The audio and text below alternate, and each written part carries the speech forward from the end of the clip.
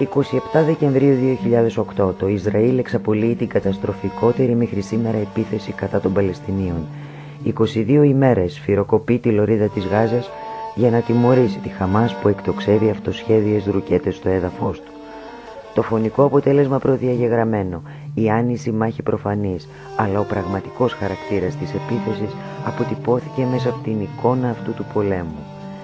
Χτύπησαν ακόμη και σχολεία και αποθήκες του ΟΗΕ.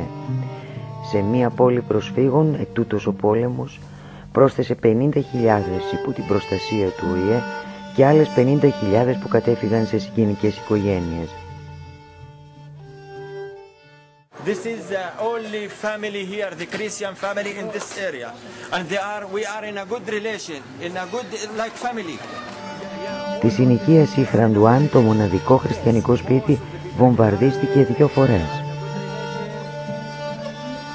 Μέσα στα ερείπια επέζησε ένα περιστέρι. Φοβάται να πετάξει, λένε τα παιδιά. Μπετλάγια, βιώσεις και χαλάσματα έχουν γίνει ένα μετά την άγρια εισβολή των Ισραηλινών στρατιωτών. Κάθε πρωί, πριν και μετά τον πόλεμο, οι Ισραηλινές ακτεωροί και πολεμικά πλοία ανοίγουν πυρ στις ακτές της πόλης. Η θέα της μοντέρνας Τελαλχάουα με τα πολλά δημόσια κτίρια τρομακτική. Υπουργείο Εσωτερικών, Υπηρεσία Διαβατηρίων. Βομβαρδίζονται νοσοκομεία, υπουργεία, το κοινοβούλιο, το Ισλαμικό Πανεπιστήμιο, δεκάδες τζαμιά, χιλιάδες κατοικίες, βιοτεχνίες. Τα πιο πολλά θύματα είναι παιδιά. Οι βομβαρδισμοί έχουν σταματήσει, όμως τα κουνούπια, μη επανδρομένα αεροσκάφη με το χαρακτηριστικό διαπεραστικό βόμβο συνεχίζουν να πετούν ασταμάτητα. Στο Εσμπάτ Άμπιτ σχεδόν τίποτα δεν έμεινε όρθιο. Από πενταόροφα σπίτια μέχρι υπαίθρια μαγαζιά, βιοτεχνίες και συνεργεία.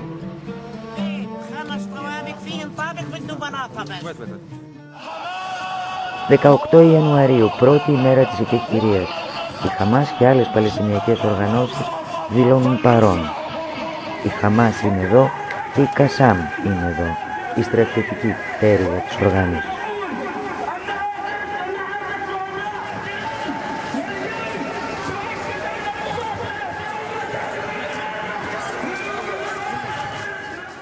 Δημοκρατικό μέτωπο για την απελευθέρωση της Παλαιστίνης.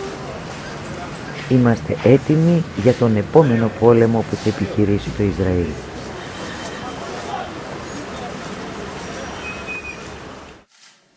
Λαϊκό μέτωπο για την απελευθέρωση της Παλαιστίνης.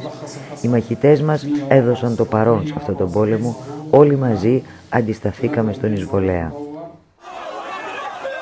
Πρώτη μέρα κατάπαυσης του πυρός, ο αγρότης Μάχερα Μπουτζέιλ, 23 χρόνων, πυροβολείται από Ισραηλινούς στρατιώτες την ώρα που φτάνει στο χωράφι του, στο χωριό Χουζάουα, 1,5 χιλιόμετρο από τα σύνορα κοντά στην πόλη Χαν-Γιούνις.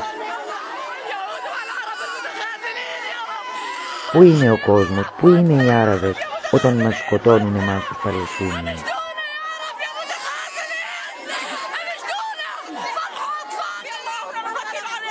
Μας έκαψαν τα δέντρα μας, έβαλαν φωτιά στα σπίτια μας, κατέστρεψαν το βιός μας. Όσο αναπνέουμε θα αντιστεκόμαστε. Αντιστεκόμαστε. Εδώ θα είμαστε πάντα, εδώ θα μείνουμε στη δική μας γη. Ατάτρα, περιοχή ανατολικά της Γάζας. Μετά τη χερσαία εισβολή και τις άγριες μάχες που ακολούθησαν, το 1/3 των οικογενειών βρέθηκαν στο δρόμο.